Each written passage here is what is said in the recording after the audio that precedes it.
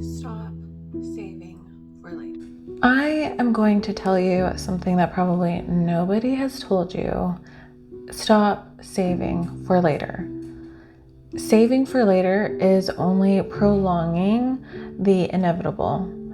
A majority of the things that you've saved, I'm sure you already know how to do. I'm sure you've saved enough TikToks. I'm sure you've saved more than enough reels and Pinterest boards and inspiration online in order to figure out what you're doing, what you're going to do, get inspiration. And maybe it's gotten to the point where you're not doing anything at all. And that's analysis paralysis. That is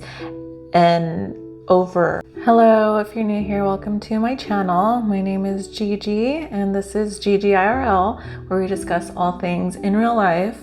And so let's just jump into today's topic. Saving for later. Okay, so if you're like me, you probably research things until you feel like you have a pretty good understanding of it, and it almost seems like an obsession to get to that point. Like, for example, I'm learning about the Hermetic principles, right? The laws of the universe. And I have seen countless videos on YouTube. I've probably listened to I don't know how many podcasts. I'm constantly looking up audiobooks and taking notes. And I keep telling myself, okay, well, after this video, I'm going to take action. After this, I'm going to know how to work on manifesting better, how I'm going to be able to attract more of what I desire, right? And then I just keep looking at more information and I don't end up doing any of those things. Like, my notes just sit there, right? And it gets frustrating because you feel like you keep adding things to your toolkit. You feel like you keep adding these different sources of information. And no matter how much information you're gathering, it's just like something isn't clicking yet to get you to start. Well, this video is a sign for you to just start. I think that we as a society, we are so focused on perfectionism, and with good reason, of course. Like, we're constantly bombarded with, you should look like this, your blog should look like this, your Instagram should look like this, your, like your social platform and all these things, your life should look a certain way. And that's just not the case. We're in a place in the world as a collective right now, we're in a place where a lot of the old conditioning, a lot of the old programming is starting to crumble. A lot of us are starting to wake up and realize that we do have a lot more control over our lives than we have been taught. And it's scary. It's really scary because that puts a lot of accountability on what you're doing, your life, how things turn out. You have to take accountability for your actions, and you can't point the finger at anybody anymore. And it's really scary no matter what age you are. It's even scarier when you get older, because then you reach that point where you're just like, well, I'm this age, I should have X, Y, and Z, and I don't. And what am I doing with my life? And it's a pressure that a lot of us don't talk about. It's what causes depression and fatigue and self-doubt and so many other mental health issues. And I think that if we as a collective just stopped focusing on having to be perfect and just allowed ourselves to be the creative spirits that we are, we would find a lot more beauty and less self-doubt. We would enjoy the process and the journey itself rather than seeking to make sure the end product looks a certain way. Change is scary. Change is intimidating, but it's also exciting. And if you really want to compare it, scary and exciting can be nearly the same emotion. It's the anticipation for the unknown, and there can be a lot to learn in those moments.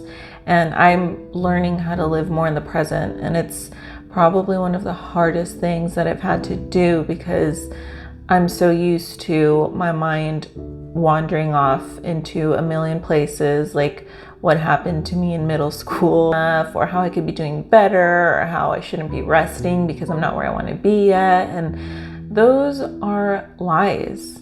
Like, you deserve to rest if you're tired. You deserve to give yourself love when you're beating yourself up because you're telling yourself you're not doing enough, you're not doing this, you're not doing that, that there's a root cause to that. And I feel like it's important to look into that. It's important to look into why you don't feel like you deserve rest when you're tired. Why do you feel like you have to keep on going, and what is it that is going to allow you a moment to rest? Like, what does earning a period of rest look like? What do you have to accomplish to give yourself that? These are questions I ask myself all of the time because I'm still learning. I'm actually unlearning a lot, and that's even more difficult. And back to the saving for later, I'm unlearning so much, and I'm saving so many things and so many tips and tricks, and I'm like, okay, well, I'll save that for later, I'll watch that video later, I'll read that book later, and then either later never comes, or I just get so mentally exhausted, I just don't want to do anything, and I end up not taking any action, which ends up making me feel like I failed, which ends up making me doubt myself. Can I do this? Can I even accomplish the things that I want? And it's not a good cycle. So taking baby steps and doing the little things that inspire you, that will bring you a little closer to that feeling of joy, that you're moving in that direction, can be so much more helpful than just beating yourself up and saving things for later. So I'll share something with you. This is a challenge that I am starting today, and the challenge is no more saving for later. If you save something, do a little bit of that at that moment or at some point in that day. So I'll share something with you. This is a challenge that I am starting today, and the challenge is no more saving for later. If you save something, do a little bit of that at that moment or at some point in that day. So let's say I save an audiobook, and I'm like, I'm gonna get into that audiobook later, and I'm in the middle of a book right now.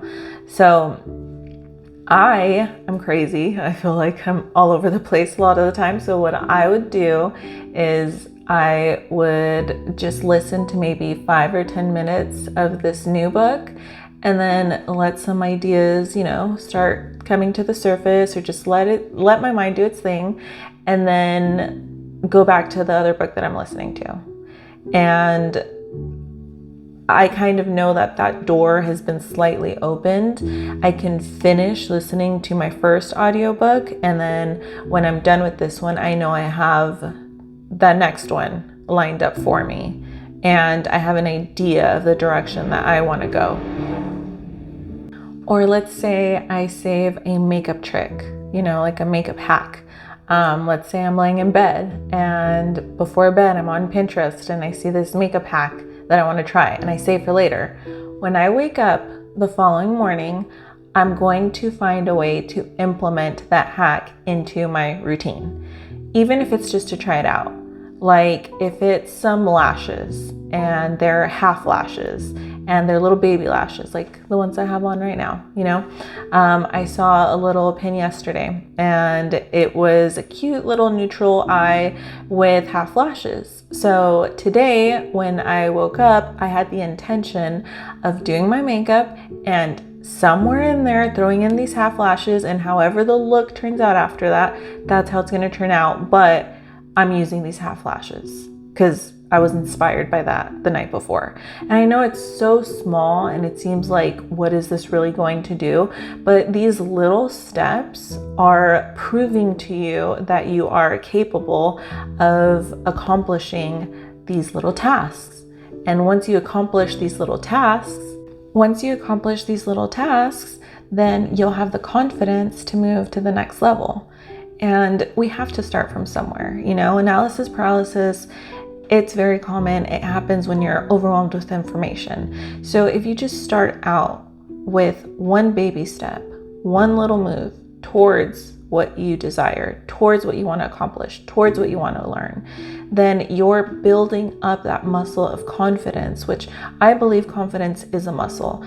Some people are just born with it, and they've been nurtured in such a way that they have the confidence just strongly in them, and some people don't. And for the people that don't have confidence naturally, that didn't come from a home where you were constantly encouraged and told that you're doing a great job and given these words of affirmation, then you're going to need to start building your muscle of confidence. And the best way to do that is taking baby steps towards what you desire. For example, say you want to start running. So maybe don't start trying to run like a mile in 4 minutes, or trying to run a whole mile without taking any breaks. Maybe start out with walking, and then walking fast, and then maybe jogging for a little bit, stopping, and then walking for a little, and then jogging again when you catch your breath. Just working your way up to what it is that you want to accomplish. And it's a healthy way to also not beat yourself up when you don't get to the point that you want, because you're working towards it. And you got to give yourself grace. That's like the most important thing. You have to be kind to yourself in a world where maybe kindness isn't always the first thing that you get, or the first emotion that you feel. Maybe you feel judgment normally. Maybe you feel shame. Maybe you feel shy. Go after what you desire will build that confidence. That confidence will come out. People will see that. People will feel that. And you'll start getting a different response out of life. And that's just a very small thing that you can start today that can create such an impact in your life and in your journey. And that's what I think, and that's all I have for today. Thank you so much for watching and staying till the end. If this has helped you in any way, shape, or form, I would love to hear about it in the comments below, and I'll see you on the next one.